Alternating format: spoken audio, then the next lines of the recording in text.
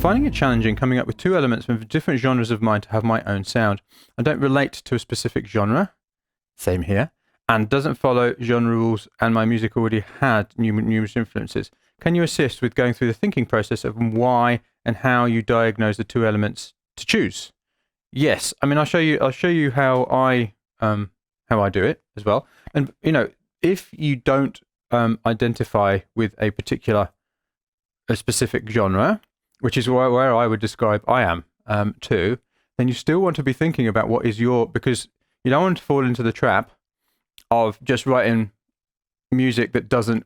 And I'm not saying this is what you're doing, Brother Univ. You're probably not, but I'm just saying this in case. So you don't want to fall into the trap of just making music that isn't anything, because it's kind of everything, and it doesn't sound like something.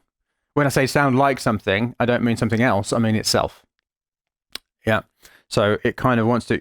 The ideal, the center of the bullseye, in terms of if you're attempting to create a unique style, is for people to be able to hear it and immediately go, oh yeah, no, that's Mike Monday, or that's Univ, or whatever your artist name is.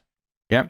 So you don't want to have the music just sounding like random stuff that nobody can identify, if you don't relate to a specific genre. It's almost like if you want to develop a unique style, it wants to kind of have it wants to be a genre of one. Yeah. So it does want to have elements in it that remain throughout. Okay. And so the style splurge is one way of identifying some elements that maybe you're not using that you can use, or maybe not identifying. Eventually you will identify them, but at first it's probably just finding some to experiment with. And the way that we find some to experiment with is by looking at something which is relevant to you as an artist. Because, what are we doing in making music? Well, we're expressing. What are we expressing? We're probably expressing something about our experience. So if we look at other music, well, then our musical experience is expressed in a musical history.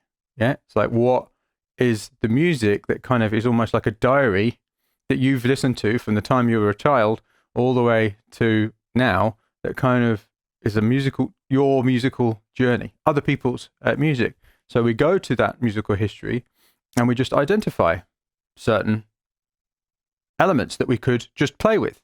It's not that you will use forevermore, but that you could just experiment with in the ideal place to experiment, which is a splurge.